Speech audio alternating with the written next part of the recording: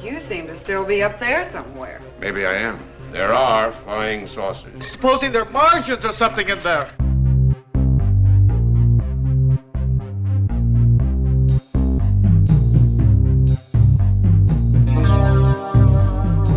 Hey guys, welcome back to another Weird Wednesday. I'm Asherz and this is Cassie. Cassie, how was your holiday weekend? Super great. Oh, I'm so tired. Yep. We just had our Thanksgiving yesterday because Brandon was sick for like 2 weeks, so we procrastinated for another week so he could get better and then had it yesterday. Yay. Yay. Well, at least you did it, you know?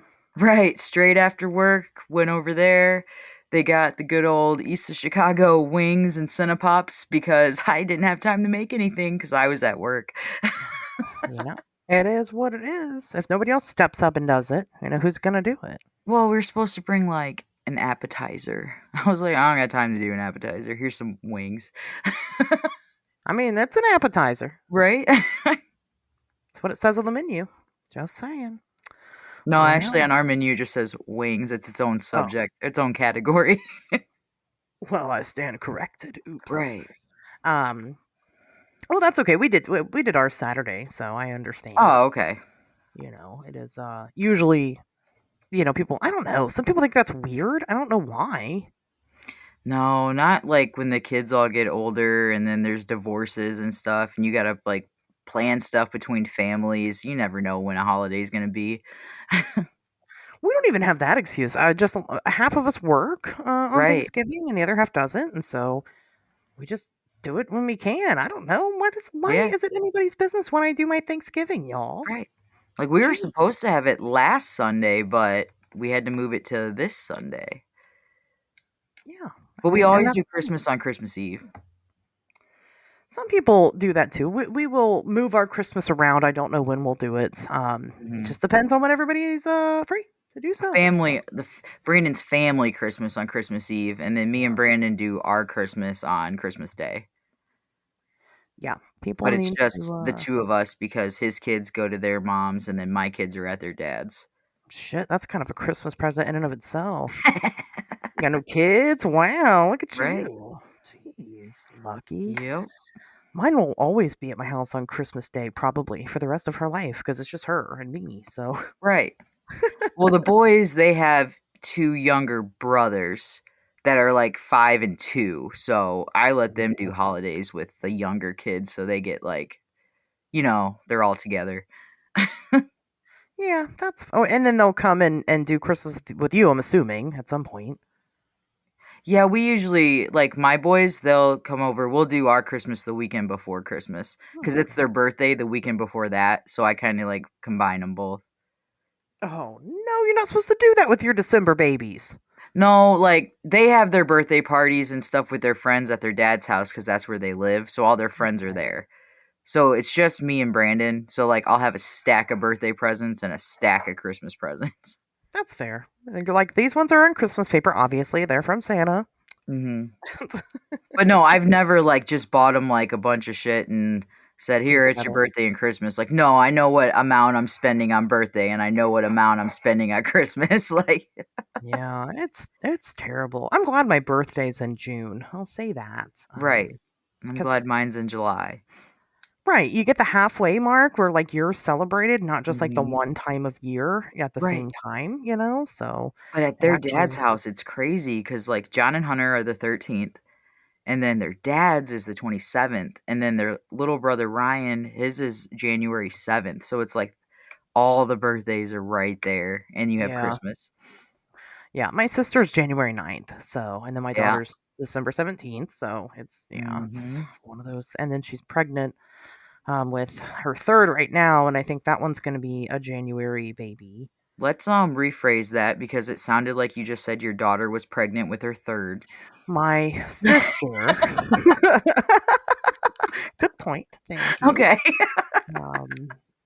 I don't think my daughter will ever have kids. She hates kids. She does. She's not a big fan of kids. She comes home every day and she's like, the kids at school drive me nuts. Oh my God. I know. I know what you mean. Well, that's okay. It sounds like you did your thing. Did you we're not gonna talk about it too much, but did you watch Stranger Things? No. What? I didn't have Wow. time. Okay. I have a show this Saturday that I have to be there Friday morning for. Oh yeah, what show is that? Where's that happening? What's the details? Krampus Not Erie at Union Station in Erie, Pennsylvania. Oh And my it's going to be gosh. freaking huge and phenomenal this year. And if you're in the area or if you're not in the area, fuck it, take a trip, go visit it. It is the bee's knees. Is what every year people always rave about it. It's always It like is. Like, one of the let events of me the year. pull up the schedule real quick just so I can go over it because Carrie puts so much time into this and it's like literally like the best show you've ever been to. Well, you Okay. pull that up. So Oh, it's did you get yeah. okay. So Saturday, December 6th, it goes from noon to 8 p.m. Um, the costume contest is at 4 o'clock, which is just a general costume contest. I am one of the judges for that contest this year. Nice. So come on with the good stuff. 5 o'clock, the band Slayer plays, which if you've never seen or heard Slayer, it's phenomenal because it's these guys that are dressed in like authentic Krampus outfits. Like they're each a different color, different style Krampus. They're all fuzzy and furry and they have the mask and the horns and everything. And they play rock music. So it'd be like AC/DC Highway to Hell with Jingle Bell lyrics. Like it's all Christmas songs and it's all music that you know. Like it's freaking awesome. And it's Six, Slayer like Santa's sleigh. yes, Sleigh. Sleighger, Yeah, Slayer. that's super Um, clever. 6:30 is the Anna Shelter raffle. So Carrie does her events through with the Anna Shelter, and donations go to get these rescue animals homes. Which Guitar Center donated a beginner bundle, which comes with a beginner electric guitar, an amp. So that's going to be in the Oh. raffle, which it's really sweet looking. If you go to my Instagram, you can like check all this stuff out because I loaded it up with Krampus Knot stuff on my story today. And at 7 o'clock, the 5th annual Miss Krampus Knot pinup contest, which is a bunch of awesome chicks with their Krampus outfits that they hand put together, and the winner gets a free pinup session, uh, like photography session. So it's really cool. There's always something to do. There's like there's a full bar there. There's a bar in the back room. Blitzen's at the brewery, and the new owner of the place decorated this like top to bottom. Every inch of the place is covered in Christmas decorations. Carrie's gonna have a photo booth there. There's 41 vendors this year. It's like I'm going Friday to help Carrie with like a bunch of setup stuff, and yeah, it's just gonna be a lot. Like all day work, anxiety all night, anxiety in the morning till it starts, and then yeah, we'll settle down. It'll be a fantastic time. There's breasts, there's booze, there's beasts. Yeah. You don't want to miss this. And if for any reason at all you're like, what the fuck? I'm just not hearing about this. There's no way I can plan to be there in time. They do it every year. They do. They do it every year. And if you Yeah. start planning early, you start planning now, you can make it next year too. And So she has a bigger spot because the new owner offered her a bigger spot, so it's more of Union Stations than what she did have. So it's like it's gonna be good. And oh, you remember Northwoods Bricks where I bought my Mothman Lego set? oh yeah. So they donated the Krampus Hodag Lego set for one of the Nice. raffles. Nice. And the first 100 people get a stamp card through the door. which 100 people sounds like a lot. They'll probably be gone in the first 10 minutes of this show. It's literally huge. So many people come. But you get a stamp card. You go to every vendor, see their tables. Each vendor has a stamp. Put it on your stamp card. When you complete it, it goes into the box, and one winner gets pulled out for a some kind of prize that the vendors donated. Nice. Yeah. Very nice. Very cool. What did you donate this year? Whatever Carrie wants to take from me. Oh, okay. Still being chosen. That's fair. Just let Carrie choose it. Well, but I mean, if people follow you on social media, they see that you've been putting in the work on some shit. So much stuff. And I packed everything today. I got my prints done today. I put my prints in the sleeves. All my painting, like my bigger paintings, are wrapped up and ready to be put in the car. Like, everything's priced. Like, I have everything done ahead of time because I want to be there to help Carrie instead of putting 4 hours into setup. So if all my prices are on, that's good. I had to mute you on social media because otherwise you're gonna not be taking anything and you're just gonna bring it all here. Yeah, right. Whatever. Almost, yeah. I'm like, oh god, Maybe bite if your your daughter tongue. sees it. She does love your stuff. That's for sure. But yeah, very cool. Well, like I said, I did watch Stranger Things. Okay. It is Good, bad? Okay. It's very good. So I did have my adult show and tell this weekend. Oh, how'd that go? Did only one person showed up with their +1, but I kind of had it. I kind of planned it, last minute, Mm-hmm. and it was on Friday. Okay. Still Thanksgiving and stuff. Yeah. So that's fine. But for the people that did show up, we had a fantastic time. We watched Thanksgiving together, which is a yearly tradition for me. Oh, they just did that on the Jimbo's podcast. Thanksgiving? Yeah, Fright Reels did a review of it. Have you seen it? I have not seen it, but you know what? They gave us an awesome shout out. Did they? Yeah, they did. I have probably I do horror movie podcasts too sometimes. Mm-hmm. The movie that I've talked about the most on podcast has been Thanksgiving. Really? Yeah. Yeah. And it's just if you listen to the episode, I'm sure, that episode, I'm sure you know what it's about. It's about a fucking killer turkey. It's ridiculous. But that is, and I will happily continue to come on people's show and talk about it. It is, as far as holiday movies go, I mean, it's up there for me. It's a top Okay. one. But yeah, we did that, and that's always a good time, especially because neither of them had seen it, so they had a good time. And it's always fun to show people new things. And so, but yeah, we did adult show and tell, and I shared my autographed picture of Doug Bradley that I keep framed literally next to my bed. Okay. So that he sent to me personally because of, I don't remember, something about Twitter a long time ago. So, people that don't know who Doug Bradley is, it's Pinhead, of course. I have other autographed items, so I have many things to still show, and I'll probably show something that's maybe not signed by somebody next time. But yeah, it was good. It was fun. It was still a really good time, and I'm going to continue to do it because it's supposed to be casual, right? And so Right.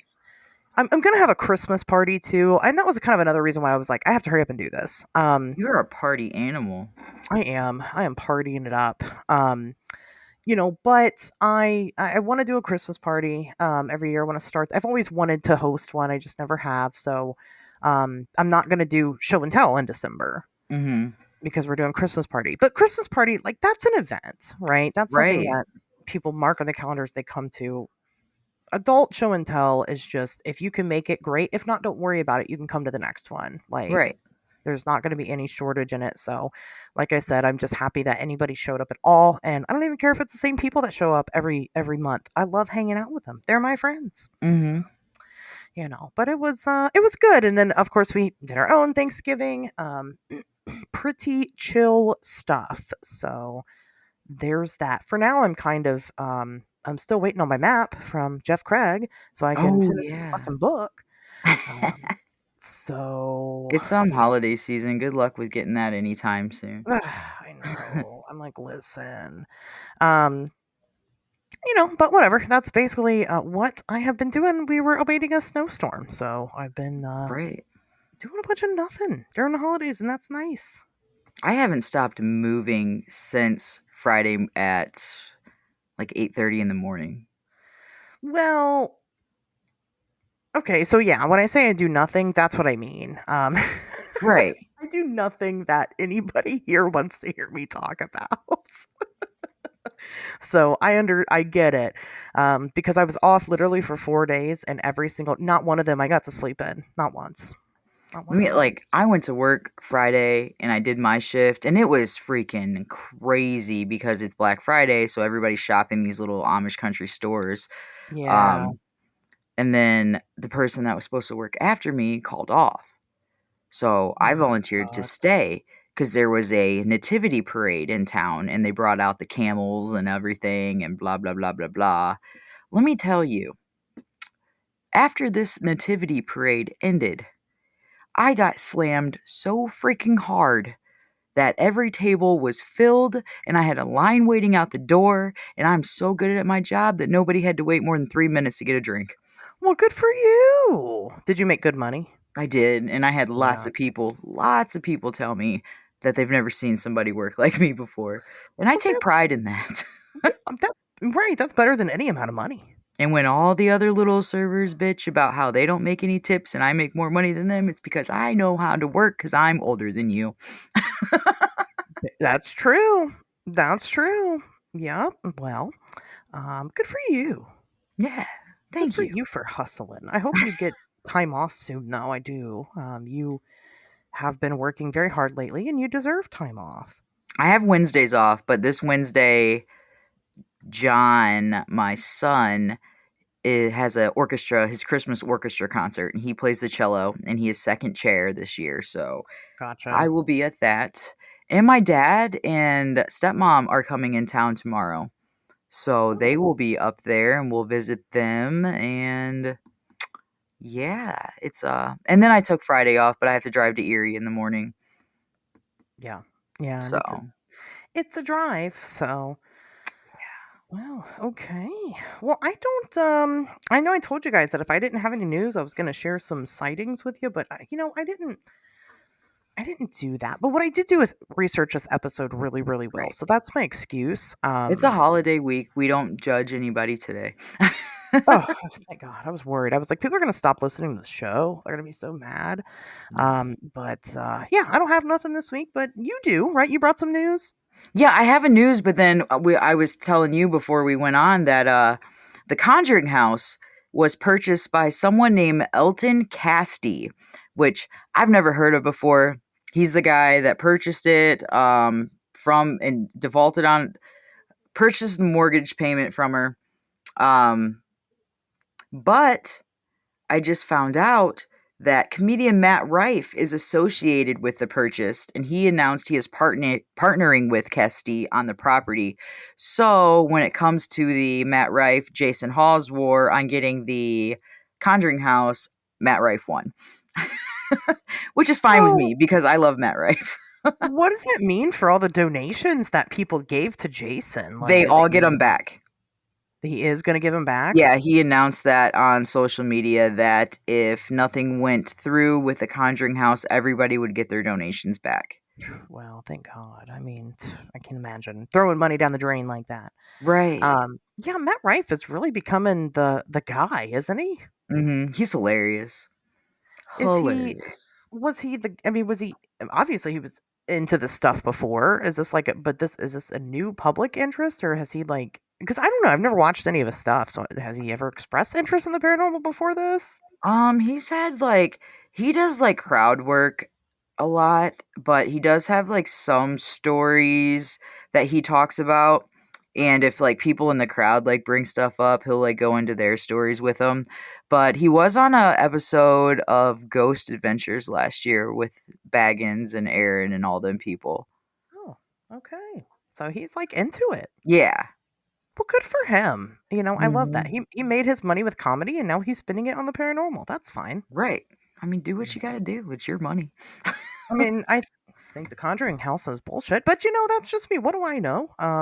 It's not my money, so Yeah, just uh, because people think it's bullshit, there's still people that don't think it's bullshit. there's So people that don't, right? And they can do what they want. It doesn't take away from me if people and no are matter gonna. if he believes in it or not, he's going to make money off of it. He is gonna make a ton of money off of it. Mhm. That's for sure. I mean, I definitely wasn't in the running to buy it, but I know people were talking about. I mean, there have been rumblings of Matt Rife potentially being the buyer, Right. but he's not the buyer in this case, but he is involved. And people were like really giving him a lot of hate for it, and I don't know why. Why? Just I, because it's I don't know. Just someone because new. he's not Jason Hawes. Yeah, I think that's what it is. I don't fucking know. People get up in their feelings about the paranormal, and they need to not. Who cares? I'm like, if you weren't gonna buy it outright, then what's it matter to you? Well, that's what I'm saying. I didn't have a bid on it, so I don't Right. give a fuck. I don't care either. I think he's hilarious. I don't care. Oh man. Well, that's some good news, but that wasn't the news that you No, got, that right? wasn't the news that I had.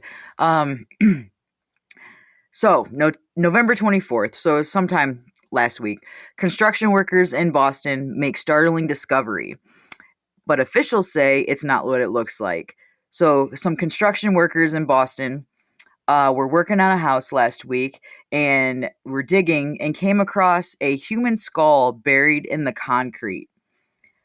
They had a bunch of rumors going around on how it was a connection to a mob hit.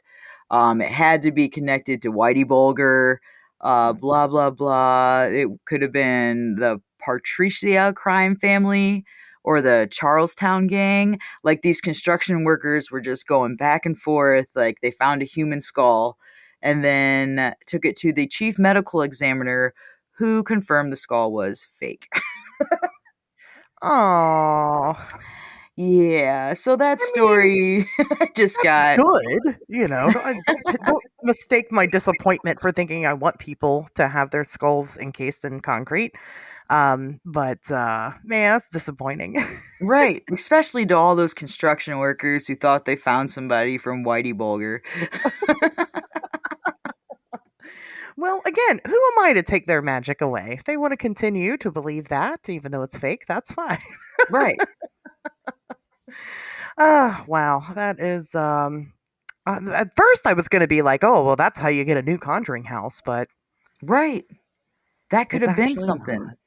It could have been, but well, okay. So sad. Too bad. Maybe next time. Mhm. We had a local, I guess maybe it's kind of news.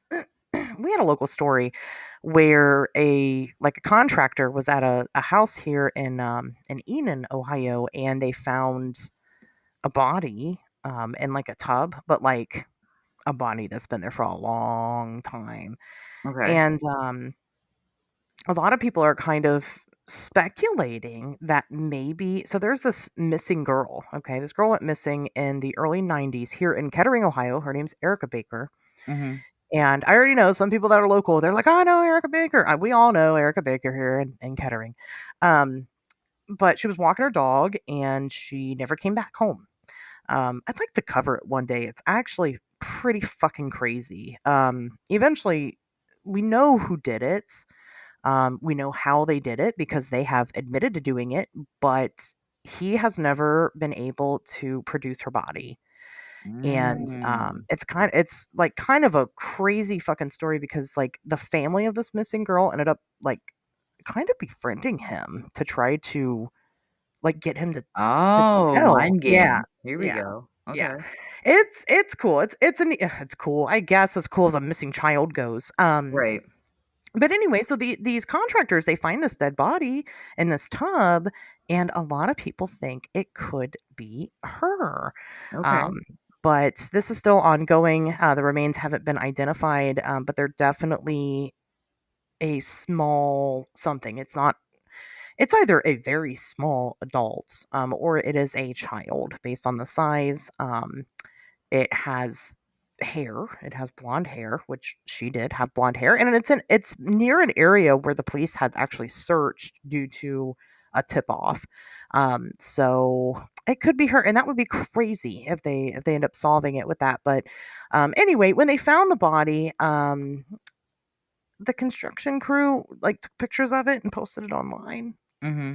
And I mean, it's just a skeleton. But some people definitely feel some type of way about that. And let me tell you, the locals were not happy about it. Oh yeah. So that was some interesting drama that took place to watch unfold. Um, I'm just saying, if you find bodies, so I wouldn't be surprised if one of the construction crew posted their skull online. And I would like to see that comment section. 'Cause it is some drama. But if you find a dead body, probably maybe don't post it online, y'all. That's kind of Yeah, rude. I probably wouldn't. That's really actually terrible. But also, I'm kind of glad that people do, I guess. That sounds weird, but like, I don't Makes your know. job easier. Right, if I hadn't seen the blonde hair, I would have been, I probably would have been like, it's not her. But now that I saw it, I'm like, oh, that could be her. You know? So anyway, that was my offering for this week. Speaking of dead bodies, or rather, not speaking of dead bodies, let's talk about a guy named Buck. All right. Buck Nelson. You've never heard of this, right? Not before this, no. This was a brand new thing to you. I think that this is a brand new thing to a lot of people, um, including myself, and I have kind of a very specialized interest in this story. And I think that as I continue to tell it, everybody will know why. And if it's not blaringly obvious by the time we're midway through, I'll break it down a little bit more when we get to the very end. So Buck Nelson, at the time of this being of the story going around, was just known as your average farmer living in his home in Missouri. On the evening of July 30th, 1954, he was at home enjoying some radio when the radio started, quote, going crazy. Buck also notes that his dog stood up and began wildly barking, and his donkey, or my preferred term, his ass, was also making a fuss outside.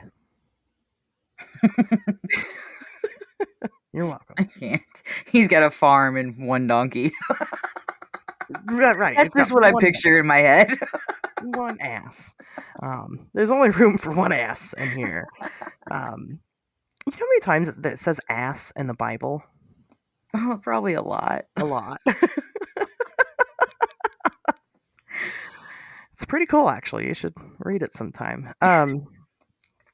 Anyway, when he went outside to investigate what all the fuss was about, why his ass was acting crazy, he saw 3 disc-like objects in the sky. He went inside and he did something that people don't normally do, especially not in 1954 when this happened. He went inside and he grabbed a camera. And he comes outside and he starts taking pictures of the 3 disc-shaped items. He said that when he got them developed, only 2 of them were visible. So there were 3 visible to the naked eye, but only 2 showed up on the film. Mm-hmm. He went inside and also grabbed a flashlight, and he tried to signal the crafts to come down and land. Take a load off. Come check out my ass. He's a brave guy, man. He is. He's so friendly. He's like, Right. I don't know what that is, but come on down and let's chat about it. So the crafts did not come on down, like on the prices, right? As a matter of fact, one of the craft shot a beam at him that he described as hotter and brighter than the sun. It knocked him down on the ground, or rather, it knocked him on his ass. This isn't even scripted. This is off the top of my head. I'm on one tonight. And of course he fell to the ground and he didn't want to get back up after that. He was feeling some type of way. He just got attacked, essentially, right? Mm-hmm. So he kind of laid there for a minute until the craft just slowly kind of was like, okay, well, he's dead, and they left. Wow. Yeah. Well, except this was not an aggressive attack. This was, as a matter of fact, friendly fire. When he picked himself up off the ground, he noticed that physical ailments he had had for years, and his back and his side were no longer an issue for him. He had also reported that while he was always a lifelong glasses wearer, he no longer required them to be able to see. So whatever this thing was healed him from his ailments. Well, that's good. Good thing it did fire at him. So I want to take a pause for a second because this is incident number 1, and it just continues to get weirder from there. All of this entire story, can be read in Buck Nelson's booklet that he wrote called "My Trip to Mars, the Moon, and Venus," that he published in 1956. Um, I am going to actually put this up on the Patreon, so you definitely want to check that out and read the entire thing for yourself. Patreon.com/WednesdaysTalk. This is all in his own words and his own situation, but there are a series of events. It's not a long read. It's about 40 pages. I read it this week, and really, checked it out. And I know what people are going to say initially as I continue to tell the story, because I know what I thought about it initially reading the story, and that it's all bullshit. And we'll get into why you might think it's bullshit and why I actually think we should probably take this a little more seriously. Yeah. I want to know your opinion. Well, that's why people listen, right? They I want to know. hear what I have to say about it. So going further, there are more incidences. The next incident didn't occur until February 1st in 1955. So we're looking about, 6 months later. Okay. And let me see here. This one is a little more, I don't know, it's not as interesting, and the details are kind of weird and they're a bit unclear. It seems to be more something he does mention it a little bit in the book that he wrote, but seems to be more detail that he offered later on. But basically, the 3 crafts, they came back again and they spoke to him. He kind of mentions that they spoke through maybe some type of device, but they didn't like come and land and get out of the ship. Like they were hovering in the ship, but speaking to him at the same time. But he doesn't really go into detail about what he means when he says that. It seems that the takeaway here is that they asked if they could land in his pasture behind his house, and he's like, "Hell yeah, I was trying to get you to come down last time." It's like, And I only got one ass. Go ahead. You got lots of space. you can have at it. You're welcome to my ass. And he's like, "Yeah, come on down." And they're like, "Okay, bet." And then they left again. They didn't land. Gosh, these fakers. They're like teasing him. This guy is being so nice to you. Like, he's not going Independence Day at all. Like, land. No. He's being so friendly. He's offering his ass, he's offering his grass, and they're not taking him up on it. Dang. And they just keep, I don't know, maybe they're suspicious of him. Sometimes it's like that, somebody's too They're nice. suspicious of us. Yeah. They're like, why is this guy so fucking nice? This is weird. Like, Oh, damn. don't they have nukes and shit? Like, what? He just wants to nuke us. So anyway, The so donkey's then the Trojan horse. He's just hiding everything inside of it. probably, yeah. That's so, I mean, that was it. But there's some escalation there. Again, they talked to him somehow, some way, unspecified. And then just a month later, on March the 1st, 1955, things would really take a turn. This time, the 3 ships came back, and not just did they come back, they came up to the house. They got out. They got out of their motherfucking cars, and they said, "We're here. We're collecting on our ass. We're collecting on our grass. Show us what you got." And they come up to the door, and what came to the door is the part of this that I find super fascinating. I agree with you on that one. Yep, super fascinating. 3 regular, everyday looking men approach the home and their large companion dog. We're going to get into those details here shortly. One of the men, who was allegedly an Earthman who had left to live on Venus years prior, was named Little Buck or Bucky. That's yeah. They just happen to have the same name. Right. What wow, I'm old or something. I just have too much stuff going on. I can't even think of words right now. I can't word right. Right, I have a problem with that. I think there's so much going on in my brain all the time, and it's moving so fast. Like I can't think of the simplest words. All I can think of is ass. Right. That's not a coincidence. That was the word I was looking for.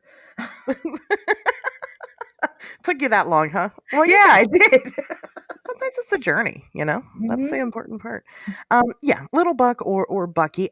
But keep this in mind. This is important later on. So again, he was actually allegedly from Colorado, okay, Okay. and had went to go live with these aliens on Venus. They came to his house and wanted his ass too, and They that's wanted how his ass. he Yeah, got to Venus. they took it. Yeah, they took his ass to Venus. The second man, he was told, was some type of trainee, but he had not introduced himself at all, so we don't know the second man's name. But the third man, he was named Bob Solomon. Really? Yeah. All right. What do you mean, really? Like I know, like I'm the authoritative figure on this. Yeah, that's what he says. Okay, I don't know. Bob Solomon. It's more creative than Little Bucky. It is. It is. Now, Bob was allegedly 200 years old, but he didn't look any older than Little Bucky, who was allegedly somewhere in his mid-20s. So that is interesting. And the dog's name was Bo. Hmm. B-O. That's the most important part. Allegedly, the dog, this was not like any dog species that we have on Earth. Now, the dog, when it stood up tall, it was taller than Buck Nelson. Okay. And was at least, they told him the dog was 385 pounds. Wow. Yeah. Buck, he likes animals. He's an animal guy. And you can tell through his storytelling. I mean, he talks about his dog, Ted. Is his dog's name. Yeah, a lot. The dog actually ends up being his own dog ends up being like a part of his own story. So Okay. it's super interesting. So, basically they walked around the house, observing different items and examining how they differ from their own. Like, for instance, they were shocked that he had dust under his bed. Why? Because the way that their bed systems work is they drop down from the ceiling. So like when you're not in bed using it pops back up into the ceiling and comes back down. So there's no excuse, there's no covering for your floor for you to not be able to like sweep that area regularly. Gotcha. But they're just judgmental assholes also. Well, shouldn't little Bucky know how this works? That's what I'm saying, but I guess he doesn't remember much about living on Earth. I don't know. Gotcha. Okay. But they remarked to different things throughout, like I said, talking about, oh, you have this, but it works like that on our planet, and so and so and so forth. They stopped at a picture of Jesus at one point, and Buck was like, "Oh, you know who that is? My guy Jesus." And they're like, "Yeah, we do, but you don't." And he's like, "What? What do you mean?" And they're just like, we know that you guys are aware of Jesus, but like you don't get it. Like you've got Jesus all wrong. He's actually like a mass murderer. They didn't say that, but they implied basically they have some type of similar religion to Christianity, Okay. and we were wrong about our version of what we have for Christianity and obviously Jesus.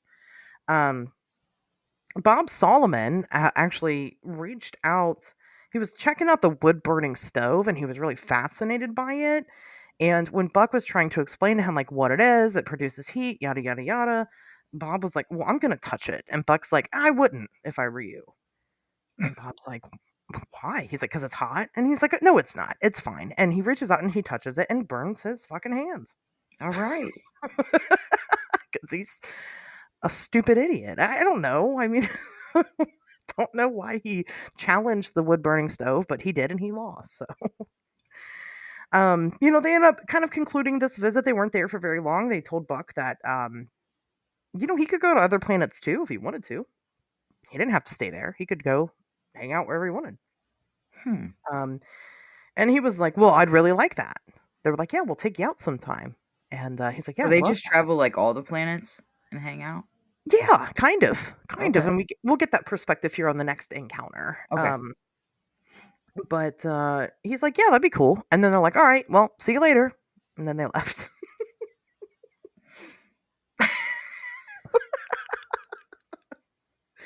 That's what he says happened, guys. I read the whole book, okay? You can read it too if you don't believe me. I'm going to. I believe you, but I just got to read how he puts it.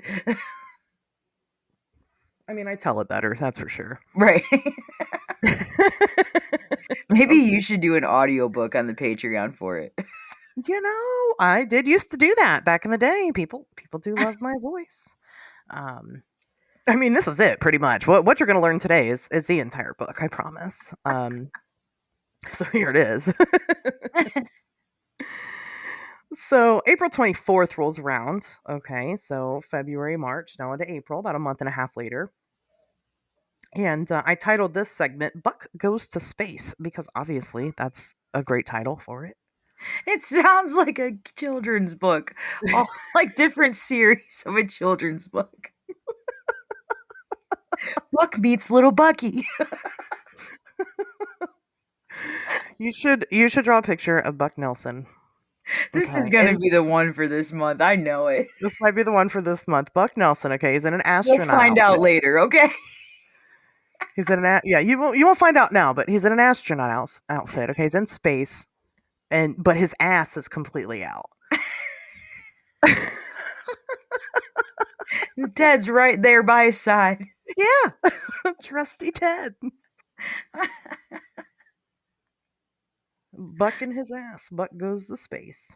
Man, December 1st is going good. Off to a wonderful start. Yeah.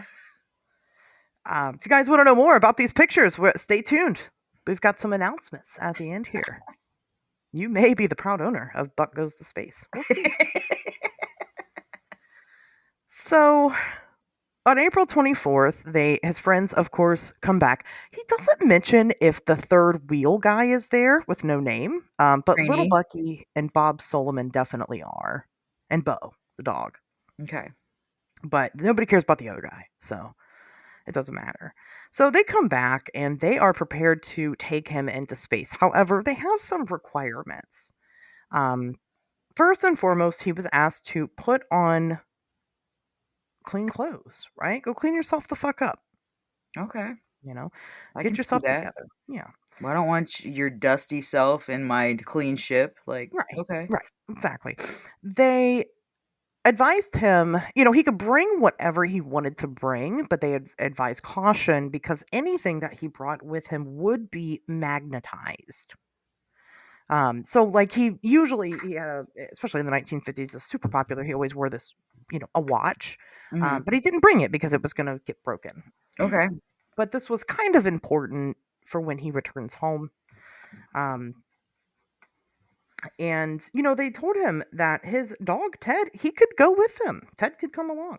Would Ted be magnetized? Well, I don't think it's such He an gets issue. home and he just like shoots to the refrigerator and can't move. Fuck that. I picture that Buck lives in like a fucking trailer. So he just sticks to the side of the fucking trailer and he's there forever. Yeah, a trailer with a whole pasture with an ass. With an ass. Yeah, with an ass. And there's a fucking, to this day, you can go see the dog skeleton on the side of the fucking trailer. Stuck to it. It's one of the 7 wonders of the world. Ted the dog on the trailer. But no, I guess it was totally safe for Ted to come along. So he was like, fuck yeah, Ted, let's go. Okay. For whatever reason, they were parked out back, and they wanted access to his water, and like that's something that he doesn't really talk about a lot, which is weird, because the whole time like they seem super interested in. He had some springs in the back where that pasture is, and they were really intrigued by those, and he just acts like it's no big deal. And for this general area, I guess they had a lot of drought and stuff like that. So Okay. maybe for somebody like Buck, it wasn't a big deal because the fact that he had working springs was a big deal. Okay. He just thought it made sense that they were showing up to his house to get his water because everybody was doing it. Okay. I gotcha. But he didn't really, think about. Whereas, like a normal person would be like, "Well, what does an alien need with water? Do they drink water? I mean, that's just it doesn't power the Okay, well, ship." take me back to school for a second. Is Venus a solid planet or is it made of gas? So all planets are solid planets. Okay. But Venus does have a lot of gas. So maybe they don't even know what water looks like. If they're And living they're on like, Venus, right? what is this? Well, we know now. I mean, this is where it falls apart. We know that Venus does not have life on it. Period. Point blank. It does not. We know that for a fact. Like we can look at Venus, and we know there's nobody living there. It is uninhabitable unless they are living inside of the core and they never come out. Which, according to this, they definitely do come out. Right. There's no way that it is populated. None of the planets in our solar system are populated. But yeah, and none of them have water. Mm-hmm. Except for I think Mars has frozen water or Right. something on. Okay. But none of them have water. But yeah, they're all solid. Stars are usually gas. Mm-hmm. Okay. So before going on this trip, they had one task that he needed to do. And this was something that was really important to them, except, he expresses this importance and then just, again, like the water, completely forgets about it. He was asked to write down the quote, the 12 laws of God, which was something that had been mentioned to Buck on previous visits, but they didn't really go into depth and into like detail about what that meant exactly. But basically what they have shared with him about their religion is that it's very similar to Christianity, except they don't have like this big fucking Bible with all this stuff in it. They have the 12 laws of God. Where did these laws come from? No clue. He never Okay. elaborates on that. But it was super important to them that he wrote down these laws. But because of these laws, and I do have them here, of course we're going to read them. Mm-hmm. Because of these laws, they have no war, no strife, no illness. They're a It sounds like perfect, they have better laws. right? They're a perfect utopian society, Right. because the only laws that they follow are these 12 laws. So what are the 12 laws? Yeah. Easy. Very easy. Verbatim, law number 1, love your maker, aka Okay. God. I Okay. thought my maker was my parents, but okay. Well, the original maker. The real maker. Come on. Right. Love your baby maker. That's not what it says. But that's what I took it as. Okay. Thou shalt not kill. We've heard that. Yeah. But includes, and this is exactly what it says, thou shalt not kill, ... includes accidents and war. Okay. So listen, I get the war part of thou shalt not kill. So it's not just talking about like Ted Bundy killing, right? It's talking about Mhm. just killing. You shouldn't kill anybody. And I think we Right. kind of probably all agree with that. But like, it's called an accident for a reason. Right. Like you didn't walk out your front door and plan this. So What if what that happens? bed falls from the ceiling? Does that mean you're under it, and you die? Does the maker of whoever put your bed in, is that accidental on him and he wasn't even there and didn't even know about it? The baby maker is that? Could be. Yeah, right. I mean, how do you avoid accidentally killing somebody? Like, okay, there's common sense things that like you don't do, right? Like I don't Mhm. I don't, put the rat poison next to the sugar. I get that. So that way when I'm baking, Right. I mistake the two. But just you can't avoid that. So what happens? Are you in trouble if you accidentally kill somebody? Right. You just don't go to heaven or whatever they believe in. I don't know. Number 3, we know this one, but said differently, love your neighbor, not thy neighbor, but your neighbor specifically. Okay. Number 4, let your light shine before men, and all will see your good works, and it will be an honor to you and your maker, ... God. So it mentions God as the maker twice, just in case you were confused about who the maker was. Obviously, we were, so we needed that. But that's not even the confusing part. What does that even mean? Let your light shine. But yeah, before men. Yeah, before men. You gotta shine your light before men, and all will see your good works, and it will be an honor to you and your maker. I'm assuming it means like, how like modern day basic bitches like me, we're like love and lights. It's like that. I see with their weird asses, the way I interpret it would be you have to walk in front of 4 men with a flashlight so they can see where they're going. It could be that too. That would make sense. Yeah, that would honor your maker very much. Right. You gotta lead the way. You gotta be fucking Rudolph. And Yeah. shine your lights so that your maker can deliver the presents. This one we know. This one, thou shalt not commit adultery.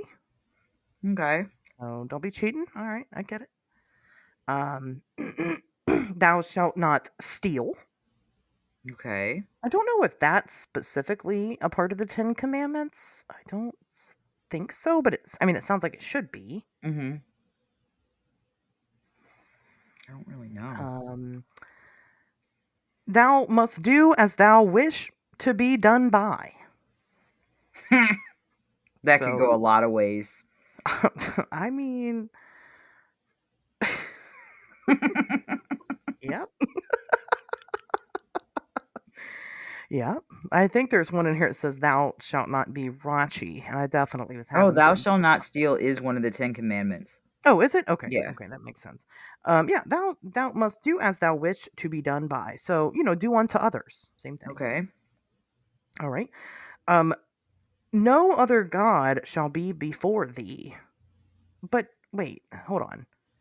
No other god shall be before thee. So, but like if God's at the top, Mm-hmm. shouldn't all the other gods then be like below, therefore before him? Like, how is it your fault? Okay, again, let's Right. go back to the accidents thing. Okay. So you're like, okay, God's God, and that's great. Mm-hmm. But then, like, how is it your fault if fucking, I don't know, like you're at home one day and all of a sudden a spaceship comes along and there's fucking Buddha on it. It's not your fault that Buddha has shown up at your house and is now before you. Right. Like, you didn't ask for that. He just came in and was like, I'm Mhm. here. So now God's mad at you for that? I guess. I think God's insecure. Maybe that's what they meant when, like, no, we got it wrong. You don't know him. They're like, he's the craziest girlfriend I've ever had. Like, you have no idea. Y'all run. And we all must obey these laws because Right. you don't want to know what happens when you don't. You get burnt dinner. That's what happens. Number 9. I don't know anything about this. Do not take the name of God in vain. I don't do any of that. I've never Okay. done it my whole life, so I'm good. Right. Me too. Number 10. Here it is. Here's the baby maker one. Honor your father and mother. That's a 10 Commandment too. Yeah. 11. Okay. It got real sexy real quick. I think the crazy girlfriend theory is right. 11. Your body is God's. Do not. He's a cult leader. It's God's body. It's one giant planet. It's just a cult. It says, do not misuse it in any way. Do not drink or eat anything that is not food. Use nothing to harm the body, either inside or out. Wear nothing on the body that harms it or is of no use. That was very, very specific. Yeah. What? Yeah. Okay. So, So, like, some people have, like, reactions to some fabric, so are they just walking around naked because you don't really need clothes, right? And it could hurt you. well, you're not honoring God, and it's obviously your fault because there's no such thing as accidents, as we learned earlier. Right. And, like, your body is for God himself, so he is the only baby maker. I mean, what were people drinking and eating that wasn't food that, like, pissed God off so much? You know what I mean? Flavor Aid. Well, that's fair. Yeah, it could be. It could be Flavor Aid. Well, but that was disguised as food. Are you? Maybe this god is Jim Jones. It sounds like him. Sounds a little bit, a little Jonesy. Then go to Venus with the Jonestown. Yep. Oh gosh. Yeah, then- I don't really know, but it's like those labels on stuff that, like, wow, they really had to put that on there. Like, Right. Like, who the fuck was it that pissed God? Like, what did they do? right. And God's like, this is law. This Like is one when of you the buy a 12 toaster, laws. don't put in the kitchen sink. Well, no shit. Like, you really have to tell me that? Damn, there goes my Friday night plans. Couldn't wait to get home and put this in the sink. Now what am I going to do? Eat something that's not food? Obviously.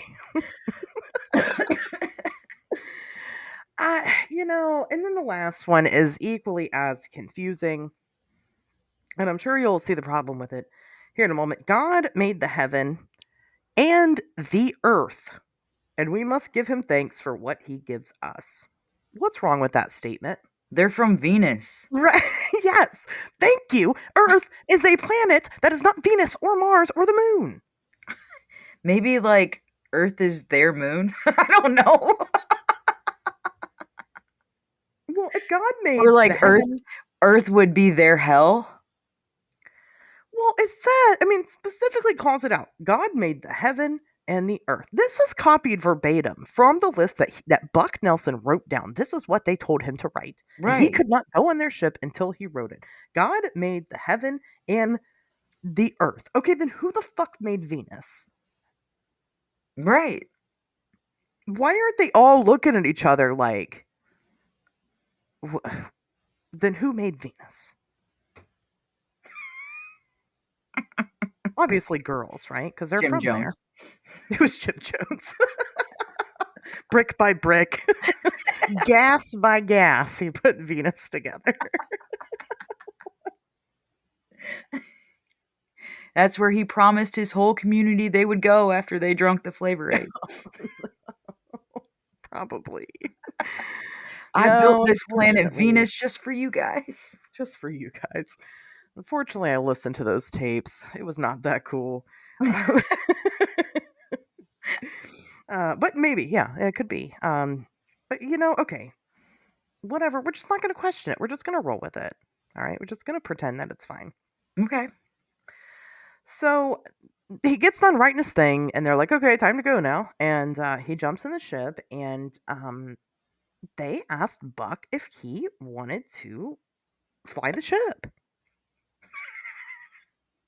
And he's like, Ballsy little bitches. right. And he's like, fuck yeah, I want to fly the ship. And he was nervous at first, and he kind of, goes on to describe it in detail. Again, if you're interested in those details, patreon.com/WednesdaysTalk. Book's right there. Go read it. Mm-hmm. But, he was nervous about it, and they assured him there's absolutely nothing that you can do that's going to hurt this ship or ourselves or yourself or anything. It's totally safe.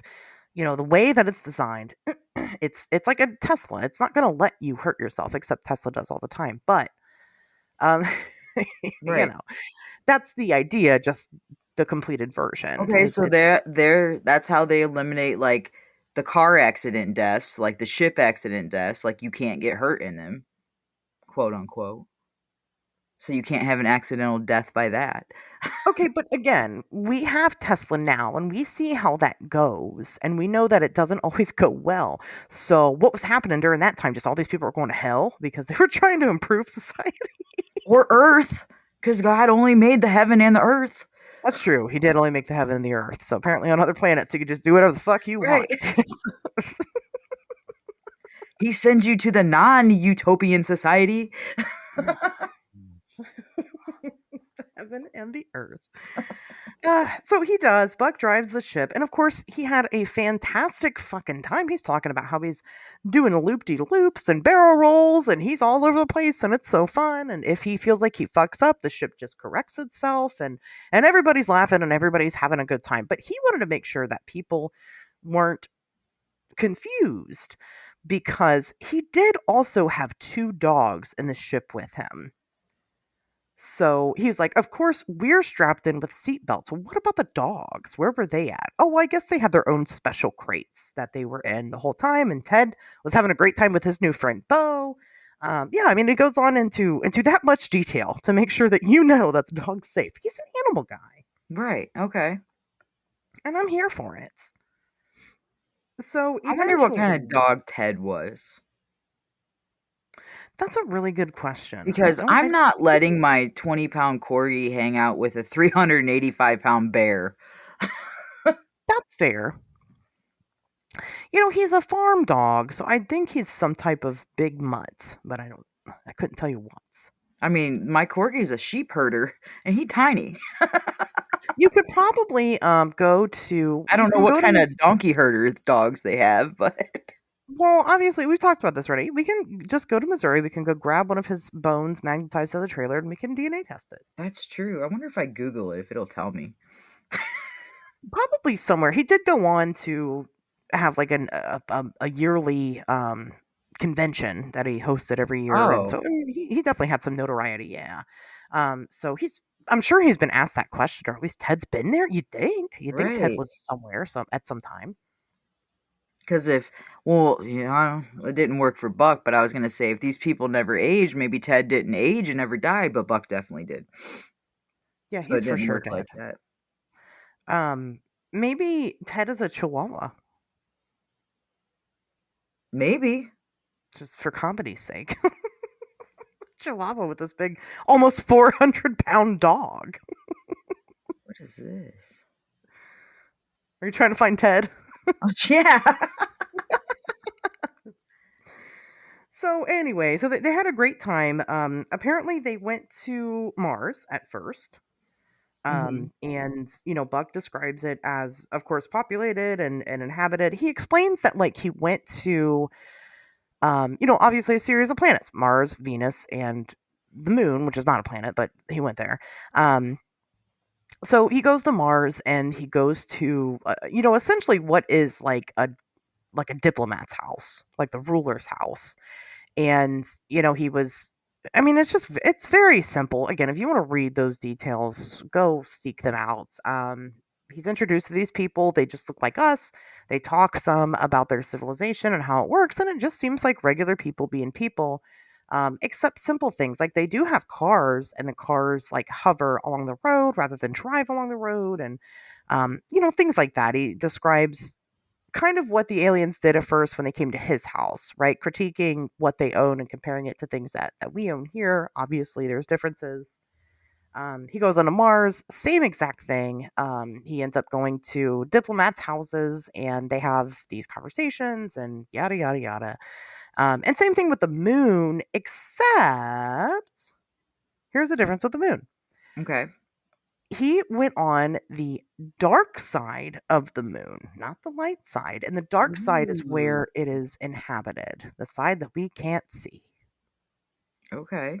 So that answers that question pretty easily because, we can see the moon from Earth and, there's not like cars or anything up there. Well, there are now because we were there and we fucking landed a rover there, but there's nobody living on the moon. It's just- It's just the way that is. But that was his explanation for it. He went to the dark side, and there were people living there. So apparently, and this was something in the book that he kind of mentioned, but goes on later to describe in more detail. Okay. Mhm. Um, he says that all of these places that he went to, they weren't diverse. It was all a bunch of white people. Okay. And when he kind of had asked about it, like, yeah, where's all your everybody else? Um, they mentioned that, well, they purposely brought him to these 3 planets because they wanted to take him to a place where the people are like him, but there is a diverse group of people out there of different colors and races and things like that on different planets. But they wanted to bring him somewhere that he was most comfortable, where he would recognize his own kind, for lack of a better term. Ew. Um, but he had mentioned, like, later on, in talks and stuff that he gave, that they don't mix races. So they are segregationists. And Okay. so they do leave, different races. They kind of, they take all the black people and put them on this planet. They take all the Asians and put them on this Oh, I planet, or, gotcha. whatever. And so that is, I mean, he's implying that all these aliens are like a bunch of racists. Like a bunch of racists. Because here's the thing, scientifically, that wouldn't make any fucking sense. Diversity is good for survival. We need diversity because if we end up not having that diversity, we will intermingle with our own family members and stuff, and that will, I mean, eventually that will kill off an entire race. So you have to have diversity in order to create life and sustain life throughout that time period. So I'm just saying, they're definitely like letting their racism overshadow their science in that Okay. regard. Yeah. So that was interesting. He had picked up different tips about like medicine and science and things like that through some of these planets. Like one of the diplomats that he spoke with, they had mentioned how like we definitely need to use hypnotism more, but not as like a sideshow act, especially in the 50s. Like that was a big sideshow thing, but we should be using it more for healing, which we kind of do have more of that now, even though hypnotism still isn't really taken seriously as a science. It does do stuff like help people quit smoking and things like that. It can be very useful in a medical setting, but we don't use it that way, and we Right. should. They've also warned against playing contact sports. Like that was a big no-no That's because Amish. they don't play contact sports. I guess they No. wouldn't, would We they? don't have football or wrestling or anything. So are these just Amish people? No, the Amish donated the money for our high school, and they said for the deal, in order to keep the loan, that we couldn't have any contact sports. Oh wow. So we have a undefeated football team as of ever. So Well, that's nice. Silver lining. Why do right. they not like contact sports? I don't know. They don't like like they don't believe in like the military and stuff, like because they don't want like they don't believe in like person to person like contact when like injury. You know what I mean? Like I don't know. It's It just too seems violent for violent. them. Yeah, I gotcha. So, Buck comes back home and he had realized that, on his journey, um, he didn't know how long it had been, but it felt like years. However, when he returned home, he found out that 3 days had passed. And he only knew this because he like went to the store or something and there was a calendar there. Hmm.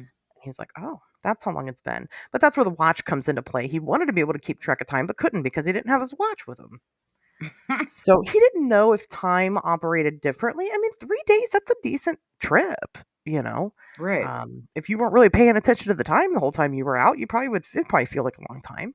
Right. Um, but yeah, he knows 3 days had passed, and of course, he couldn't stop talking about the events that took place. They left him with a message, and of course, that message is clear. We need to get our shit together, and we need to follow the 12 laws. These aliens were very concerned about our use of atomic energy. They were keeping an eye on us because there have been other races, other people before us on Earth who got a hold of atomic energy and had used it for bad and destroyed themselves over it. So, because this was kind of a new thing that we had just been getting into, allegedly they were watching us to make sure that we weren't using ours for bad, which of course we know how that went down. They knew by that time World War II was over. It was the 50s. Yeah. Everybody Yeah, knew. it was bad. We were doing Yeah. bad. But of course that's the usual trope with these contactees. Buck Nelson is not an abductee. That's one thing too. No, People, he refer willingly went. exactly. He He's a willingly went. contactee. He's a contactee, not an abductee. He went on purpose because he wanted to. Nobody had to. And as a matter of fact, he's the one that lured them in. Right. He practically begged to go. Signaled them down. Yeah, they were trying to just ignore his ass, and he wasn't having it. So, he definitely went on his own. And so again, their message is, don't destroy yourselves, get right with God, and let's live in a great utopia because that utopia is possible. Now, I don't know why it doesn't seem like they invited Buck to go live on any of the planets like they did Little Bucky. Because they were like, we already got $1. We don't really need another one. There's no room for $2 up Right. here, right? You and your ass stay down there. So, they really didn't. It doesn't seem that they invited him, or maybe later on and when he tells these stories, they did, and he declined. Either way, he did continue to live out his life as an Earthling, as an Earthman. But something odd had happened, and while these people did not come back to visit him, one of them did. The And trainee. it was the trainee. He showed up. He's like, "Hey, I'm here again." My name's Paul, by the way. I think it's got to start with a B. They all had B names. Yeah. My name's Billy. Yep, that's me. So it was Little Bucky. Okay. Little Bucky came and visited him for Christmas. As a matter of fact, which is why we're talking about this now. He tells a whole story of some local woman that gave him Christmas cards that also wanted to give a Christmas card to Little Bucky. And that's why Little Bucky came, was to collect his Christmas card that had no money in it, might I add. Wow. I know, fucking cheapskates. Right? It's terrible. And when he showed up to Buck's house, they really had a lot of personal time together. And what they ended up finding out was that they're related. Go figure. Oh, imagine That that. coincidence. I know. We had no clue that was coming. No idea. But they're related somehow.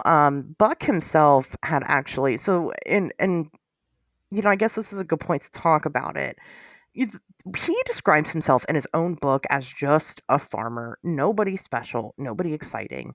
But later it had come out that, as a matter of fact, Buck Nelson was super exciting. He had a very rich life. He served in the military. He traveled all around the country, meeting all kinds of people. And one of the places that he did live at one point in his life was Colorado. So that's how he found out that him and Little Bucky were related. And then he sat down and had Little Bucky record some message, just like, "Hey, it's me, Little Bucky." And surprise, surprise, it was just Buck putting on a voice, and Right. you could tell. He's like, "Oh yeah, it's me, Buck," and then he's like, "And it's me, Little Bucky." That's not real. That's not true, but I wish it was. It is true that he took the recording allegedly, but it could have been anybody. But it would have been fucking hilarious if it was just Dad. yeah, it's me. Hey guys. And he's probably so glad he wasn't in that spaceship talking shit. Like, yeah, my mom said my piece of shit dad left us, and Oh come to find man, out. good fucking points. Well, maybe that's how they got on the subject. I don't know. Well, I But figured I'd just go to Venus. why not? Nobody loved me here. Um, and of course, little Bucky had a message for the world, and it was something about peace and love and whatever Beatles song was hot at that time. Okay. And he went on about his business. And then, as far as I know, that's the last time he had contact with these people. But then, he ends up telling a story, tells a bunch of people. Obviously, he puts this little booklet out in 56, so the following year, soon after the events, which is pretty unusual. A lot of the times, these contactees, it's a while. Because usually they're not the ones writing them, and that seems to be the It's big a issue. while because a lot of people, unlike Buck Nelson, didn't run a printing press inside their house. That's right. Yeah, about that. Yeah. We're just gonna ignore that part because it's obviously it doesn't fit the agenda. That's Right. clearly a real experience that this man had. Um, so again, the way that it is portrayed, that he portrays himself, is as if this is a brand new type of situation, but it's controversial because as people had continued to get to know Buck Nelson, because again, he ended up throwing a yearly convention that lasted about 10 years. Yeah. And it was a big deal. He became a big deal. But the reason why you don't really hear about him is because of the strange checkered history that he has. We have since found out that Buck Nelson, well, he was always kind of a UFO guy. Mm-hmm. He claims he wasn't, but he was. He was involved with several characters, one of those characters being a man known as James Hill, who was super into this stuff. And not just that, James Hill had talked about similar concepts that Buck Nelson had put out there in previous years in his own works. So some of like what Hill talked about is stuff that Nelson talked about later on, so there's probably some correlation. They both seem to have moved around in a same pattern. They both lived in California for a really long time, then they both moved to Missouri. And while they maintain that they did not know each other prior to this, people disagree. Yeah, I don't believe that. People disagree. Um, and then, of course, the basic, obvious, scientifically inaccurate details. Nobody lives on Venus. There are not Venusians. Okay, that is one of the biggest red flags out there. And That's we a cool covered word, though. Venusians. Venusian is such a cool word. It's way better than Martian. Yeah. Venusian is Or legend. Earthling. I want Right, Venusian. Venusian. When we covered Valiant Thor many years ago, Mhm. that was one of like my big gripes with it, with Valiant Thor, is that he's Venusian. Also, he's from Venus, and nobody lives on Venus. Well, Thor's a god. He can do whatever he wants. Well, this is Valiant Thor. It's not the same. It's not Norse Thor. Norse Thor can do what he wants. This is alien Thor. He's an alien. He can do what he wants. He can do what he wants. He can live there if he wants to. Nobody lives on Mars. And we know that for a 100% fact now because we have a live feed that's there all the time. They live underground. Yes, they live underground. And In the sometimes there's a weirdly placed rock that looks like a burrito. So therefore, it's humans. right. Plymouth Rock. It's Plymouth Rock. Rock. Plymouth Mars Not too rock. big, not too little. Got to be able to move it, Look, Plymouth Rock is there. Obviously, it's inhabited.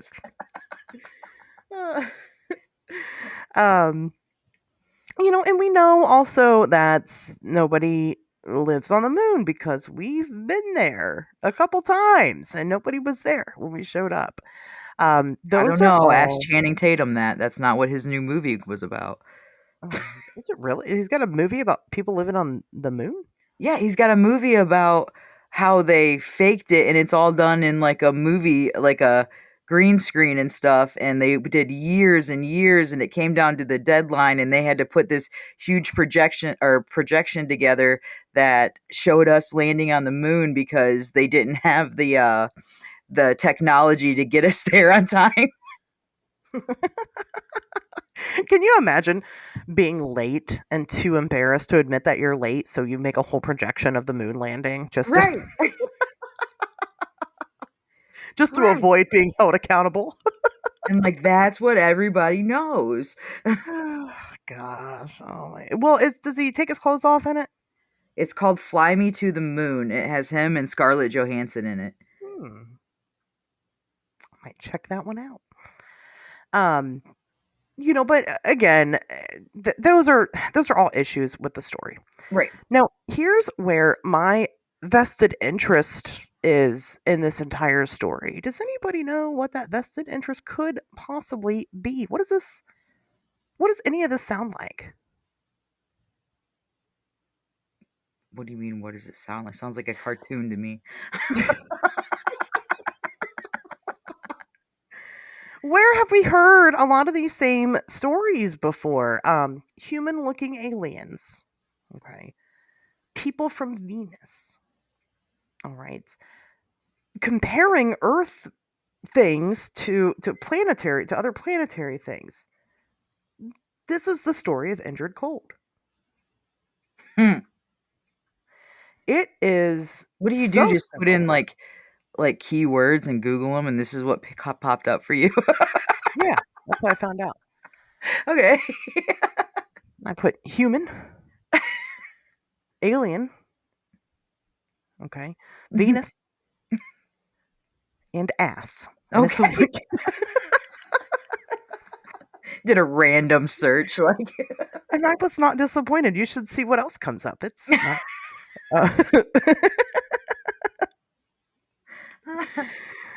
No, obviously this is something that I've come across because I have a vested interest in human appearing aliens. Yes. And while they are, I've read publications skeptical about this particular story that really questions it because it states that at the time, human looking aliens were all the rage. They absolutely were not all the rage, and they have never been all the rage in ufology.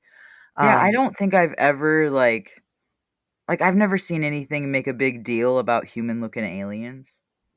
Yeah, this is not the norm, obviously. There's a reason why when you think of an alien, you think of a very specific picture in your head. Mm-hmm. And if you're extra weird, you still think of a very specific picture, but it's like a mantis or something. It's Right. it's not humans. But you think of something otherworldly that looks different from us, Yeah. and that's kind of the point. So I'm gonna stomp on that one. I could take the other blows with it, with the Venus and the Mars and the stuff. Mhm. But some of it is eerily similar. Woody Derenberger, in his book Visitors from Lanulos, I mean, he goes on to describe how they operate certain things. He describes going to Indrid Cold's house and the laundry room there and how it works and how it differs from how the laundry room works in our own home, Okay. which is similar to like the bed, right? The bed Mhm. situation. There's Indrid, and you all know Indrid Cold, or you should if you listen to this show, and I mean obviously you've bought my book. Um but it's not just Indrid Cold. There were other entities, other people involved in the story.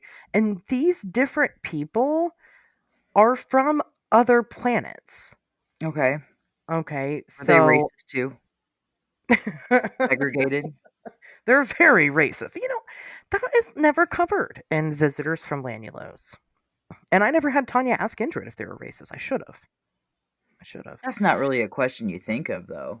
But when I think about it though, they're not all like Indrid and his buddies, they're not white guys. Mhm. Like they're Italian. they're very exotically Italian looking. But like Dimo Hassan, I believe he's from Venus, if I remember correctly. Okay. And then one of them is from Saturn, and then one of them is from Mars. Again, there's different characters besides Indrid Cold. We just all call it Indrid Cold because that's easy to remember. Mhm. Because some of the other names get off the rails, and that's the perspective that we're telling the story. But I say this during my lecture. There are two types of people when it comes to Indrid Cold. Either you don't know shit about it, or you know everything about it. Like there's no in between. Right. Like, you know the bare bones minimum, or you know everything. You deep dived it. And mostly that's because it's super easy to research. Visitors from Lanulos is small. You can even read Beyond Lanulos, that's very small. And then you could read Searching for the Man from Lanulos, which is also very small. It's very easy to research. And you really don't need other sources beyond that because I done did the work for you and searching for. So just saying. But if you want to, sure, it's out there. Um, and again, there's all these other characters that are involved. There's a whole other race of like alien that don't look human that they talk about, Mhm. and they look similar to the Greys, but they're not gray. They have the big eyes and they're strange looking, and they just go to other planets and steal people's shit. It's really hilarious, actually. They didn't follow the 12 rules. No, no, no, they're not following the 12 rules of God. They are going around. Well, it's silly because the way it's played up is like, it's like they're not doing it to be mean. They just don't understand that it's not theirs. Okay. So they're like a toddler. Like, if you go to Walmart and you park your car in the parking lot and you leave it, they're like, oh shit, free car. Like, Oh, I gotcha. yeah. And the only way to defeat them is to basically come out and start yelling, "Swiper, no swiping," and they go, "Oh man!" and then they just and they What? leave. Yes, this is all part of Engine Code lore. I swear to God. Okay. It is off the fucking rails sometimes. But it's so detailed. It's like, who the fuck makes that up? Like, what is that? Like, there's no, like, if I'm making up an alien story, I'm gonna make up like a really disgusting, grotesque monster that like steals you and sucks your life force out of your body. Like, I'm not gonna make up some stupid ass innocent little group of folks that's just like, oh, I like that. That's shiny. I'm gonna take it. Like, humanoid crows, basically. Oh Lord. I mean, you're right. I would make it definitely a lot more horrific than that, but You make it interesting. right. I guess you can Um, tell the creative minds of the people that come up with this stuff. But they come up with whole other worlds Right. otherwise, and then they're like, "Oh yeah." I mean, the way that Woody Derenberger talked about these other planets and stuff, like some of them had like some of the planets were just strictly like for factory farming, Okay. and Buck Nelson talks about that. I think it was I don't think it was Venus, it might have been Mars. You know, they had a huge industry, and then whatever it was that they had, they talked about eating corn or whatever. They grew Mhm. corn. And, so like one planet would like strictly grow corn and then it would just like we do with our crops here, but So it's like bigger. Fallout. Yeah. They have the different bunkers, and one's corn and one's wheat. And Yeah. Basically. And then they're trading amongst each other, to help sustain because obviously different environments are good for different because of crops. the atomic warfare that we use, okay, it's all coming together now. I See, that's got where you. they were just playing Fallout back then. That's obviously they were time traveling and playing Fallout. That's the real Yeah. mystery. Um, And so for some again, reason, it all landed back to Point Pleasant, West Virginia. yep. Always does. So, here we are with these two stories that have obvious things. And I know what you're saying, skeptical listener. You're like, well, obviously, Woody Derenberger just like stole from Buck Nelson. Because Buck Nelson, like, he was the guy. He was the man. So, like, he was known. Buck Nelson, even though he was known, he wasn't known at that point in his life for traveling around to give talks about this. He had people come to him. Right. And unless you were a hardcore UFO guy, the chances of you knowing about him in that regard is pretty slim. Maybe you would come across something about Buck Nelson in your local publication because they had a young journalist who did the legwork. But the chance of that happening at that time, 10 years after the fact, for Woody Derenberger to pick up that story, I probably didn't happen. So I hear you guys. Ashers, you're supposed to be logical. You're supposed to tell us that this is bullshit because it's obviously bullshit. There's so many red flags about it that we know this could not possibly be true. And here's what I'm going to tell you, listener. This is what I've been waiting for. Here's what I'm going to tell you. Okay. We know nobody lives on Venus. We know that. Again, this is a fact. I'm not jumping into any conspiracy and going, well, what if they do?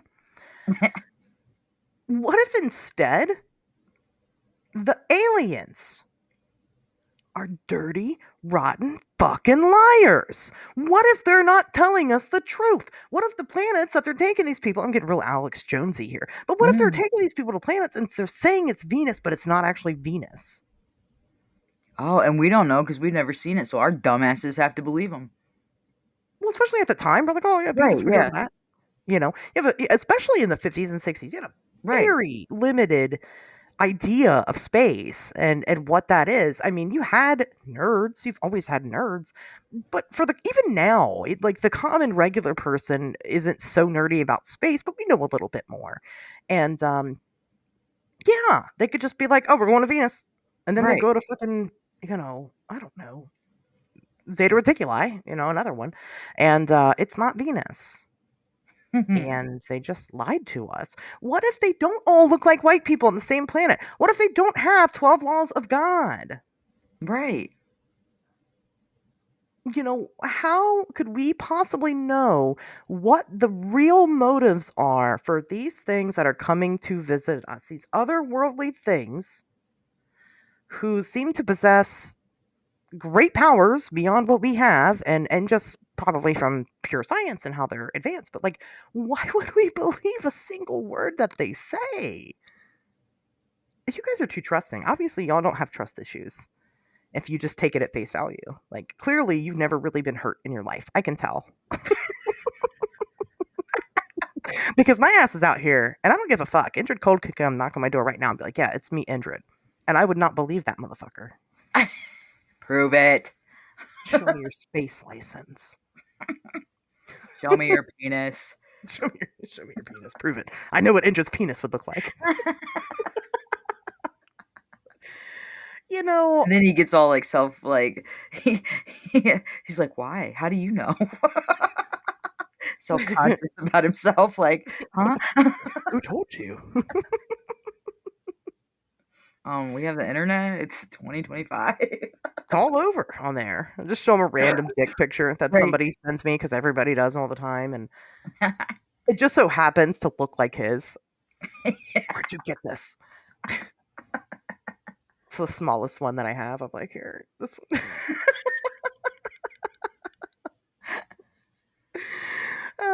But I'm just saying, what we're talking about, something that's already really out there. So let's go the extra mile. Let's go all the way out there. It is a lot simpler. It's very Occam's razor to believe that Buck Nelson just made it all up because he wanted to, because he was into UFOs, because he wanted to be interesting, he wanted to be popular, he wanted to get laid. I don't know. When he was doing his speeches too, like, he's like legitimately a 10th grade dropout, but he like downgraded himself and told people he was a 6th grade dropout. Because does that make it more believable if you dropped out of school in 6th grade? Like, what was the point in that? Maybe Buck Nelson is a dirty, rotten fucking liar also, and he learned that from the aliens. Right. Like, no, I'm just a farm boy. I couldn't possibly have my own printing press in my house. No, farmers don't have that. I just have an ass. Right. Me, my Ted, and my ass. That's it. That's all I got. I can be skeptical, and I can definitely see that side for sure. It seems wild because, listen, when I walked into, that's the thing that keeps me tethered. When I walked into Indrid Cold and I felt his micro penis brush up against my leg. I'm just kidding. When I walked into that whole case, I walked into it as a complete skeptic, and still, depending on what day it is, I don't believe the story. Okay. But because weird things have happened in my time with it, it has kept me tethered to it. And then, so I see this, and I see something like Buck Nelson, and yes, it would be simpler to just go, what he knew, because he knew a Buck story. Just some of the details are so similar, and it's but it's not similar. It's got its differences too. And it doesn't dawn on me to draw those same lines together, and I don't know, maybe it's just pure bias and belief. Maybe I just want to believe that it's real, and so therefore I do, but something in my bones is like, stop and pay attention to this. There's something here. And there's no logic behind that at all, because all the logic says it didn't happen. But god Right. damn it, I want to believe. And you're allowed to. If you didn't believe, we wouldn't have this show. That's fair. That's a good point. If you didn't go into it as being a full skeptic, I would say, okay, yeah, it's because you want it to be real. But no, you even said I went into it being a full skeptic. Complete. I did not believe the story. Not one Mhm. time. And then, like I said, weird shit happened. And weird shits continue to happen for a long time. And it shouldn't have been. And there's no explanation for those things. And so, like I said, it keeps me tethered. And none of it is definitive proof. Because if it was, I wouldn't have to do this show anymore. I'd be really rich. Mhm. But here we are. But it was enough for me to go, this is weird. And so, like I said, and this is a little more, like I said, faith-based. As much as I hate to use that word, it really is. Something about reading Buck Nelson's story got me excited. It did. And maybe it's all the talk about ass. Right. But I'm here for it. No, for sure. Like, he's like a very simple, creative man. It is very simple. I mean, I cannot stress to you enough reading this quote-unquote book. It's actually referred to as a pamphlet. A booklet. Yeah. A pamphlet. Booklet too. Yeah, a pamphlet, a booklet. And it is, the way it's written is very simple, very easy read. But he has pictures and drawings and diagrams, and people don't just draw pictures from their mind. That never happens, literally. Never. Not one person has ever just created a picture from their brain. That's Right. crazy. So obviously it's real. Like, I 100% saw the freaking Santa zombie that I drew the other day. Well, obviously. Duh. Right. In real life. I don't know, Cassie, what do you think about all this? Well, I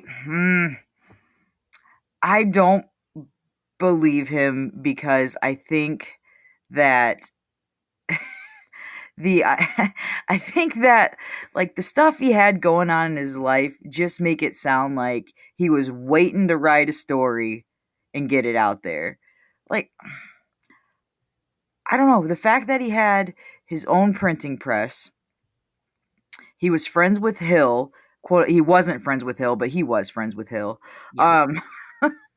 He dabbled in the UFO world before he even became a contactee. It all seems to me like he was planning to write something to try to get his 10 minutes of fame, and it finally just came together in a 40-page pamphlet. And he got it. Like I said, he Right. went on to do the convention for the next 10 years. Mm-hmm. He became the guy. He had a whole publication like a newsletter that he put out there. He definitely found some sense of community, but then he just kind of disappears. Yeah, he had a silent fading away. And that was weird. He did pass away in California, though. Oh, so he did go back to He California. did go back to California. I was gonna say something. Wow. Oh, and like all the pictures I saw of him, he looks very tall, and he looks like he has very, very straight posture, like someone who almost never had back problems and joint and bone problems. Well, then obviously that means that it worked and it was real. Right. Does it gets rid of all like the side effects too? Like he can just stand up straight as shit. I don't know. He reminds me of like what somebody would look like that lived in the Texas Chainsaw Massacre house. Like just a hillbilly, in his overalls. That's racist as shit back in the 50s. I 1,000% agree with that take. Yeah. He's no Gray Barker, No. you know. He very much is playing up to his simpleton role. And I'll tell you, based off of his history, like, I don't think he normally dresses like that. Right. Like, I think that he does it on purpose. Is this the Mhm. dog? I think I found a picture of Ted. I'll share it to Patreon. All I'll right. share it with you right now. Um, but it almost seems too perfect. Like, if you think of a lowly farmer that had no interest in aliens, like, you would think of exactly what Buck Nelson looks like. Right. And Exactly. for a man that's so cultured, I just don't buy that that's what he genuinely looked like every day. Absolutely not. Um, yeah, I mean, I want to believe. I do. I do. But I don't blame anybody for not buying into this one. I really don't. See, I saw that picture too, and I couldn't tell if that was his actual dog or if somebody just took a picture of the dog, put it in black and white, and said, "Here's another lie." They may have. You know what I They mean? I'm trying to go through the article and see if it's usually they have like a credit, like stock image of dog or whatever. Mhm. Yeah, I mean it's a tough one, but it's interesting. It's It definitely is. one that people haven't heard of. Right. It's a lesser known one, and maybe for good reason. Like I said, the parallels, they're interesting to me because they're challenging to me and Right. what I thought I knew, um, you know, before this. I think it could have been a lot more believable if there was like more solid detail. If he come at us with a story like Betty and Barney Hill had, like, yeah, I could believe that. Yeah. But no, you came at me with a 40-page pamphlet that included drawings that you put together yourself in your home. Like, no. And that was pretty much it. And then like just all the silly shit, like how him and Little Bucky are related, and like leave that goofy shit out of there. Like we knew you were related when he came at your door saying he was little Bucky. Like, From the get-go, right. We're like, come on. This mm, is too obvious. And then Bob Solomon, who's that? When he wrote about it initially, like it made it sound like we would really get to know these characters, and we right. didn't. And then it just dropped off. And then guy number 3. Trainee. But that is an interesting detail. If you're going to make up characters, why wouldn't you make up a name for that guy? Why not make a story for that guy? Why even include him at all if you're not going to make up a story for him? Right. Like, what the hell? So I don't know. I don't know. But I don't have to know the facts to enjoy the story, Exactly. you Exactly. know? Like, if I wanted to have everything 100% factual, I probably wouldn't watch any movie I've ever watched and enjoyed it. Yeah, right. I mean, you guys have heard me this whole episode. I'm like, well, here's this problem and this problem with it, but also I believe in it, but also this is not real, but also, I mean, I can just like it, and that's okay too. Right. I can just enjoy it for what it is. Unfortunately, Buck Nelson, I mean, he's dead. He died a long time before I was born. And I have no way to even attempt to validate the story, but I'll tell you, um, because there are such parallels. If Tanya Derenberger had been dead before I got a hold of the Indrid stuff, I probably would have just left that story at it was all bullshit. Right. And here we are. Hey, You little know, Bucky might be alive still. ooh, little Bucky might be alive. If he was only in his, like, what, 20s back then and 54, little Bucky might be alive. Well, yeah, because Bob Solomon was like 200, so Right. Bob Solomon, I guess he's Dracula. He's just Nicolas Cage. Even the ages are similar to the Landulosians, Mhm. Yeah, you're because right. they die around 200 though, and he made it sound like Bob was young still. He looked young. He looked young, but if they don't age like anybody else, Right. you know. I don't know. I'm just saying, like I said, the only reason why I'm given the wiggle room of the light of belief in here is because of my experiences with things I have personally been involved with. And so if it weren't for certain nuances to those stories, I would have never believed them. So I don't have the opportunity for this one to have that nuance. Right. But if I ever do meet Indrid Cold, I'm going to ask him about it. Yeah. I'm like, Why Bob not? Solomon. Have you heard of? He's like, oh yeah, Bob. He runs around with little Bucky. Little Bucky, yeah. We just stopped the swipers from swiping the other day. Bob's always bringing his big ass around.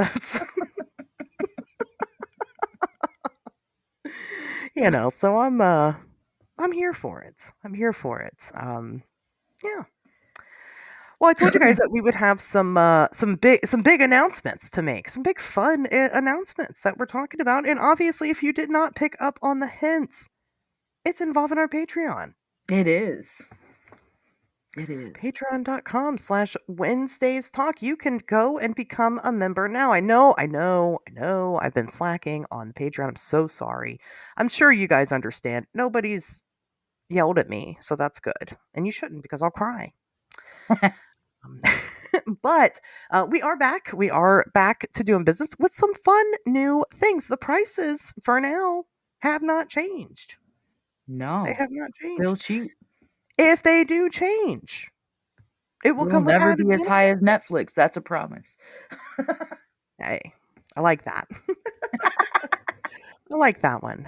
So for $2, what do you get for $2 on the Patreon? Obviously, you could have listened to this episode ad free. Do you hate those ads? I know you guys do. You complain to me all the time. Too many ads. Well, for $2 a month for less than a cup of coffee, you can listen to every single episode of On Wednesdays We Talk Weird ad free, and you get them slightly earlier than everybody else. Not much earlier though. This is a weekly show. We do record it every single week, so I can't give you guys like a heads up week. It's just not like a But week some of ahead. our episodes are over 3 hours, so that's a lot of ads you skip out on. That is a lot of ads you skip out on. It is. You also get access to exclusive bonus content, whatever it is we decide to write up. Basically, blog posts that you have access to over on the Patreon. Those are not on any set schedule, and they just kind of happen whatever the fuck we feel like it's. Right. And you'll just And this is all new to me, so you guys might find out a lot about me real quick. find out a lot about Cassie real quick. $5 a month. For $5 a month, the stakes have risen completely. Definitely less than any subscription service you have, except for if you took advantage of those Black Friday deals. But that's you being a And cheapskate. today's Cyber Monday. How many emails have you got today? I'm afraid to check, but I did sign up for some of those deals, so I don't blame y'all. I'm seeing it right now, $4.99 a month for a year for Disney and Hulu Plus. Instead of paying $4.99 a month for Disney, an evil corporation that's dripped in conspiracy, you could pay $5 a month to us who would actually appreciate it more and give you some added benefits. This month, we are bringing back the monthly Patreon meetup. So, Yes. it is probably still going to be the last Thursday of the month. However, the last Thursday of this month is Christmas. Christmas. And I have a life, and Cassie has a life, and we have lives, and so we're not gonna do that on Christmas. We're not gonna do it to you guys. So this time it's gonna be on the 18th of December. So sign up before that point. You can even sign up the morning of the 18th, and you Right. will get the link to come join the meetup. We're just gonna get together. We're gonna talk about obviously the episodes, the topics we've discussed. What do you think about Buck Nelson? Come tell us. Come tell us how wrong we are, or how right we are. Whatever. For the $5 a month. Of course, you also get those beautiful ad-free episodes, exclusive content via the blog post. Our $5 members get a monthly tarot card pool. You've missed out on December at this point. However, if you sign up now before the beginning of the year, January, every single month going forward, you will get a tarot card pool telling you what to expect or work on for the upcoming month. I will tell you, guys, there are people that sign up for the Patreon and they're skeptical minded like I am, and they love the tarot cards. Like I have not been wrong yet. Or at least you guys aren't telling me that I'm wrong. So I don't know. Maybe you just like to make me feel good. And that's okay too. It's still a lot of fun. You don't have to do anything. It gets sent right to your email. And then Cassie, what are you bringing to the table? So at the end of every month, and then this month, you have to sign up by December 17th. And we're going to actually pick the winner on the 18th at the the meetup. I'm going to draw paint a picture on a canvas of one of this month's topics that we had, whatever my head thinks of, my creative imagination thinks of, and you're not going to know what it is until we pick the winner. And then the winner will be posted with what they won. So you will get an original painting by me if you sign up for the $5 tier. And there's going to be a winner every month. So you get a chance about a four topics, sometimes 5. This month it'll only be 3 because we have the holiday break. But judging by tonight's episode, I can guess what topic it's going to be. And you definitely want to get some of that. These are exclusive to Yeah. you. You'll be the only one. They're not prints. This is legit, and you get to have it. So yeah, sign up by the 17th. That one does have that stipulation. That way we can enter you into the drawing the night of the meetup. If you can't make the meetup for the drawing, that's okay. We will post the winner. Yeah, going forward. If you want to chill out, I mean, if you want to miss out, that is this month on that, and you just want to wait and see what Cassie comes up with, I'm sure we'll probably post it on social media at the beginning of January. Yeah. Probably the beginning of every month, to show you guys what you're missing out on. Give you that FOMO until you can't take it anymore, and you have to give us your money. And then we'll do it like the same way every month. Announce it at the meetup, and then that way we get all that month's episodes in, so we have topics to choose from. Yeah, absolutely. And then it'll be great. And then if you guys, of course, have any feedback, anything that you would like to see, Patreon members gets first dibs on that. Yeah. You're allowed to have input on it. Sometimes we'll ask you, what do you guys want to hear about? And then you get to pick those topics, or just whatever. We're open-minded. I mean, that's the thing, is that, you got all these other podcasters. They're too big. We're so open-minded, it's scary. Yeah, it is. It is. I mean, we're humble. We're humble. Yeah. And that's the difference. We're not going to be like, let's fuck the fans. No, we love you guys. We wouldn't have a show if it wasn't for the fans. So we're going to cater to you as much as possible. Everything has a price.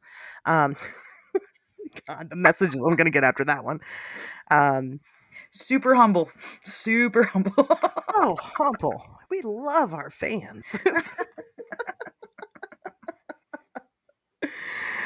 But we'll figure it out. This is, a new era for On Wednesdays We Talk Weird, and we thought this would be a fun way to celebrate. And as we continue, I'm sure we'll figure out what works and what doesn't, and we'll just keep rolling with it and keep bringing you weird content. If you don't want to sign up for any of that, you don't have to. Just share this episode. Yeah, and socialize with us on the Facebook page and stuff. Yes, join the Facebook page On Wednesdays We Talk Weird. Obviously, people need to post some stuff, man. Yeah, come post, come peruse the feed sometime and comment and like. Social media is a nightmare. A lot of times we don't actually see the things that we care about seeing. Maybe you're in the group and you never see it. There's posts there. Go check them out and interact with them. The more you interact with them, the more you'll see it in the feed. And feel free to share pretty much whatever you want, you guys. We want to get to know you. Mm-hmm. We want to know who the fuck you are, the type of person that sits here and listens to the show every single week. We want that interaction. So definitely join up, and don't be afraid to talk about whatever you want. Talk about that weird thing that you saw. Talk about the time you saw a woman cleaning her crotch in the Speedway bathroom across the street from Point Pleasant. Oh, wait, that was Cassie. Y'all want to hear about that? I'll draw a picture. I'm going to be a part of the drawing. In great detail. It's just a roast beef sandwich. We got the mates. So definitely join us everywhere. We would love to have you. Do you have anything else you'd like to add before I close out this episode? Come to Krampus Not Eerie on Saturday. Perfect. Sounds good. Well, with that in mind, guys, we'll see you back here next Wednesday.